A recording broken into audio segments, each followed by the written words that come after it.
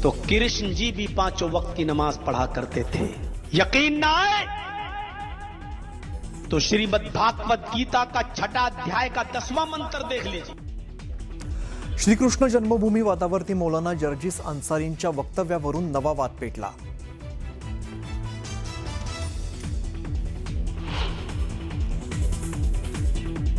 शिवसेना उभाटा खासदार संजय राऊतांचं मुख्यमंत्री देवेंद्र फडणवीसांना पत्र। रामरक्षा पठण कार्यक्रमाचं निमंत्रण देण्यासाठी लिहिलं पत्र।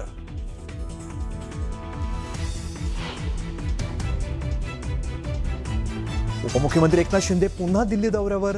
मोदींच्या उपस्थितीत होणाऱ्या एनडीए घटक पक्षांच्या बैठकीला राहणार हजर।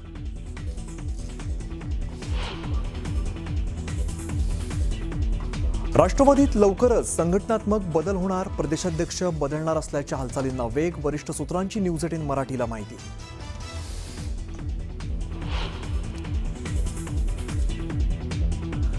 वर्षा निवासस्थानी जयंत पाटलांसोबत भेट झाली नाही। मुख्यमंत्र्यांच्या निवासस्थानावरील कथित भेटीच्या चर्चांवरून सुनील तटकरेंकडून खंडन।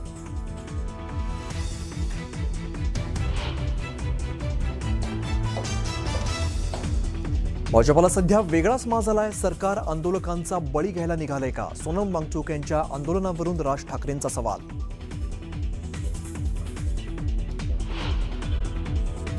मागील 19 दिवसांपासून दिल्लीमध्ये सोनम वांगचुक हे आंदोलन करतायत आणि देशभरातून या आंदोलनाला पाठिंबा मिळतोय। या आंदोलनाला आता देशभरातील नेत्यांचा पाठिंबा मिळतोय। महाराष्ट्रामधून उद्धव ठाकरे आणि राज ठाकरेंनी वांगचुक यांच्या आंदोलनाला जाहीर पाठिंबा दिलेला आहे। नीट पेपर फुटी प्रकरणामध्ये धर्मेंद्र प्रधान यांनी राजीनामा द्यावा या मागणीसाठी हे उपोषण केलं जाते। यापूर्वी काँग्रेसचे खासदार प्रशांत पडोळे, बळवंत वानखेडे यांनी वांगचुक यांची भेट घेतलेली होती आणि त्यांच्या आंदोलनाला पाठिंबा दिलाय। सोनम वांगचुक यांच्या उपोषणाचा आज 19वा दिवस आहे। सोनम वांगचुक यांची प्रकृती खालावलेली आहे। त्यांचं वजन कमी झालं आहे। 8 किलोपेक्षा जास्तनं त्यांचं वजन कमी झाल्याची माहिती समोर आली होती आणि त्यांची प्रकृती प्रचंड खालावली आहे। वांगचुक यांनी उपोषण मागे घेण्यास नकार दिला आहे। धर्मेंद्र प्रधान यांनी राजीनामा द्यावा या मागणीसाठी 20 जुलै रोजी संसद मार्चचं आयोजन सुद्धा करण्यात आलंय।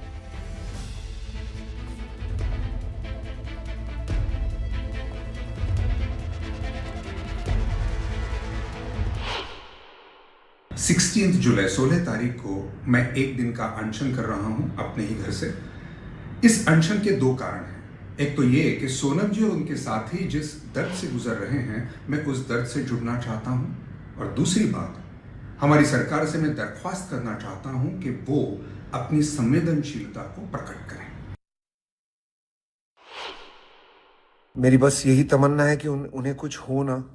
माई रिक्वेस्ट टू हिम इज कि अनशन तोड़ दें। My request to the government is उनकी बात सुन ले। कोई हक से बाहर की बात नहीं कर रहा है इसमें।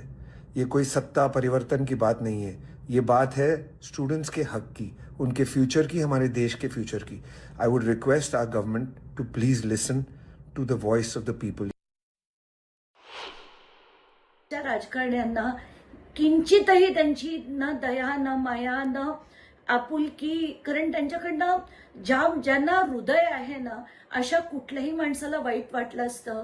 कारण मला असं वाटतं की आपण विचारधारा सोडा, म्हणजे विचारधारा वेगळ्या असू शकतील, राजकीय इन्क्लिनेशन वेगळे असू शकतील, सगळं वेगळं असू शकेल, पण कुठल्याही माणसाला 18-19 दिवस उपोषणावर आहे।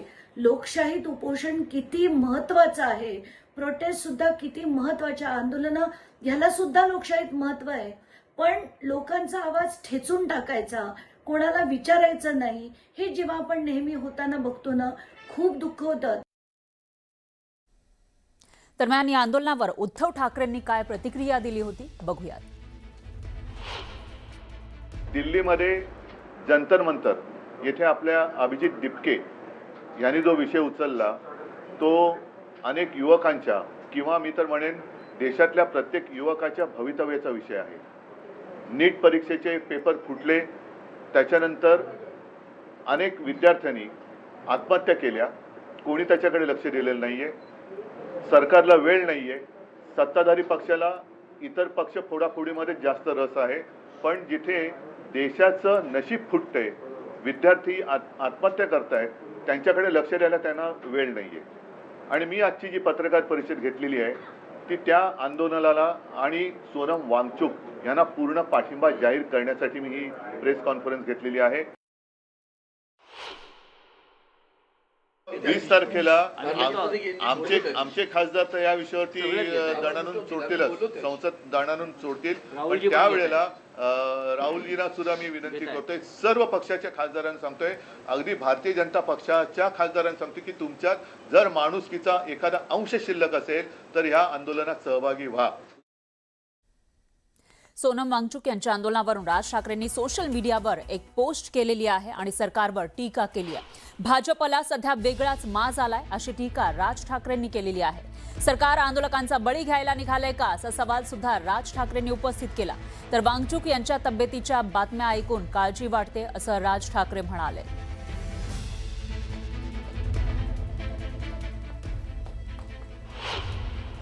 राज ठाकरेंनी आपल्या पोस्टमध्ये काय म्हटलंय ते आपण बघतोय.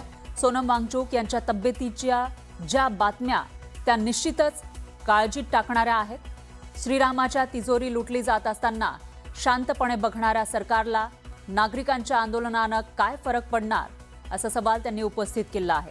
एका चांगल्या मुद्द्यासाठी उभ्या केलेल्या आंदोलनाला चिरडणं, आंदोलनकर्त्यांच्या शरीराचे हाल करणं हे सरकारला सहज सोपं आहे. सोनम वांगचुक यांच्याबद्दल एकेकाळी भारतीय जनता पक्षाला आस्था होती. सोनम वांगचुक यांना 2018 साली रिइन्व्हेस्ट कॉन्फरन्सला बोलावून त्यांच्याकडून अपारंपरिक ऊर्जा इत्यादींबद्दल ऐकून घेऊन त्यांचं कौतुक पण केलं होतं.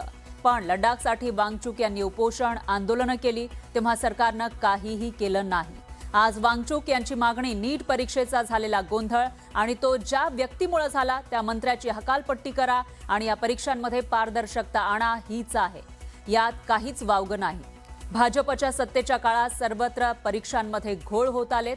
मध्य प्रदेशातील व्यापम घोटाळ्यापासून ते नीटच्या परीक्षांचे पेपर्स फुटणं ते अगदी आता शिक्षकांच्या परीक्षांचे पेपर फुटण्यापर्यंत हे सगळं यांच्या काळात का होतं आणि ते झाल्यावर हे इतके निर्ढावल्यासारखे का वागतात याचं उत्तर सोपं आहे. ते म्हणजे हाताशी सगळ्या यंत्रणांना धरून आलेली अमर्याद सत्ता. आम्हाला कोणी प्रश्न विचारायचे नाहीत हा एक वेगळाच माज सध्या भाजपला आलाय. राजकीय किंवा निवडणुकांचा स्वार्थ नसेल तर हे सरकार कुठल्याही आंदोलनाकडे बघणार पण नाही.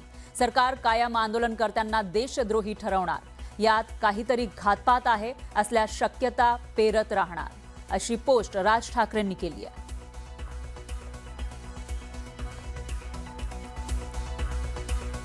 केंद्र सरकारच्या E20 इथेनॉल मिश्रित पेट्रोल धोरणाविरोधात कोल्हापुरात आम आदमी पार्टीचं अनोखं आंदोलन सुरू झालंय.